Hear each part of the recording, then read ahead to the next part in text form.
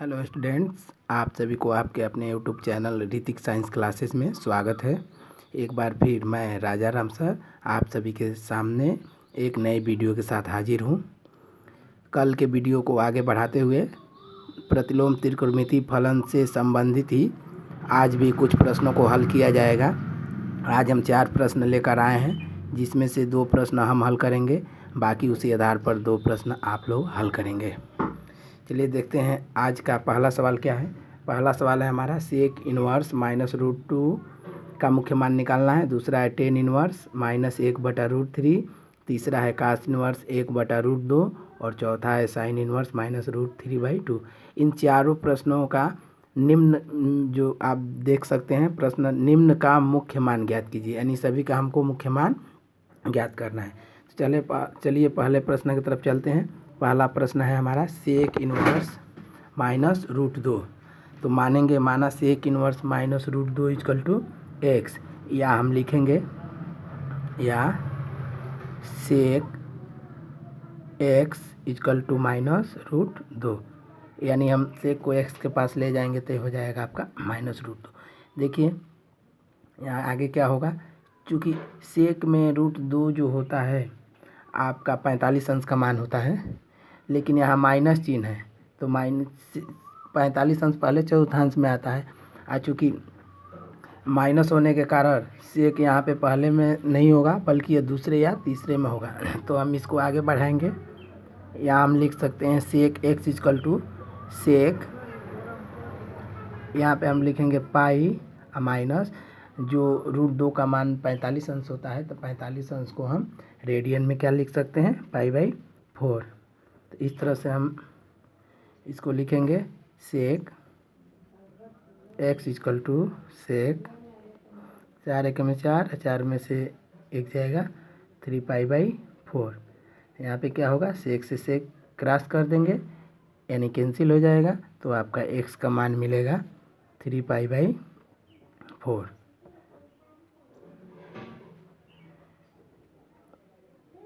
यह x का जो मान हमको प्राप्त होगा, यही मान जो है सेक इनवर्स -√2 का मुख्य मान होगा। लिखेंगे अतः सेक इनवर्स -√2 का मुख्य मान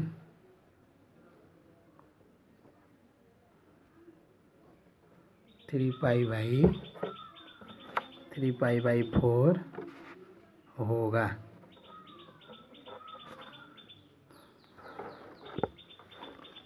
इसी प्रकार हम दूसरा सवाल जो है हमारा है 2 नंबर सवाल है tan inverse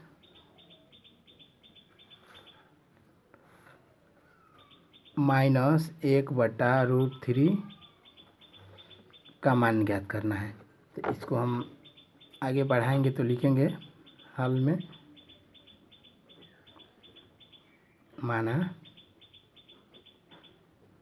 tan inverse -1/√3 = x। यहाँ टेन इनवर्स को x के पास ले जाएंगे तो क्या हो जाएगा, 10x = -1/√3। अब देखिए 10 में जो है 1/√3 मान जो होता है वो 30 अंश का होता है। तो यहाँ चूँकि अगर माइनस नहीं रहता तो हम डायरेक्ट यहाँ पे क्या लिख देते, 30 अंश लिख देते। लेकिन यहाँ चूँकि माइनस होने के कारण यह स्पष्ट हो गया कि ये पहले चतुर्थांश में नहीं है, तो या तो दूसरे में होगा या चौथे में होगा, क्योंकि 10 जो होता है पहले और तीसरे में धनात्मक होता है। तो जब हम इसको आगे बढ़ाएंगे तो यहाँ पे हम लिखेंगे 10 x = 10 ही लिखेंगे, लेकिन चूँकि दूसरे में इसको हमको ले जाना है तो इसलिए हम पाई का प्रयोग करते हैं। पाई का मतलब 180 अंश होता है, और जो इसका मान होगा 1/√3 वह 30 अंश का मान होगा। 30 अंश को हम रेडियन में क्या लिखते हैं, π/6।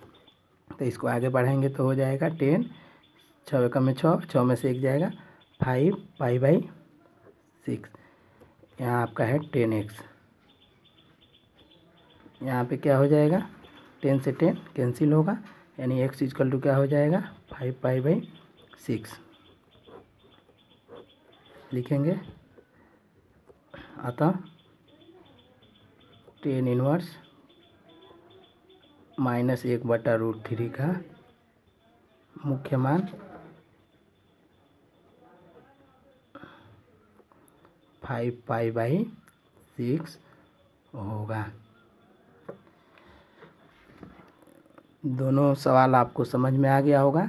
यदि नहीं समझ में आया है तो एक बार फिर मैं इन दोनों सवाल का रिवीजन कर देता हूँ।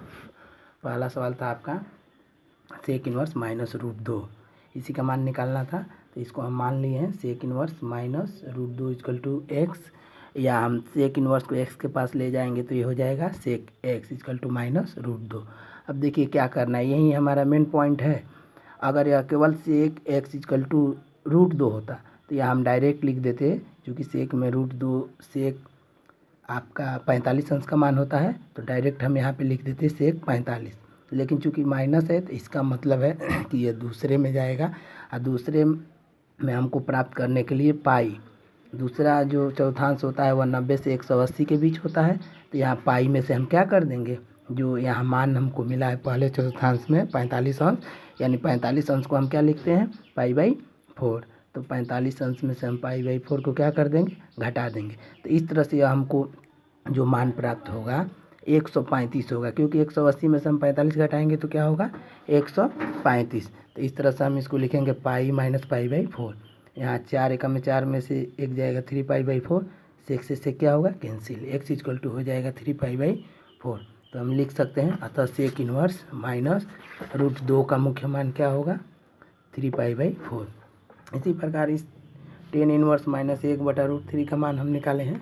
यहाँ मान लिए हैं माना टेन इन्वर्स -1/√3 = x, या 10x = क्या हो जाएगा -1/√3।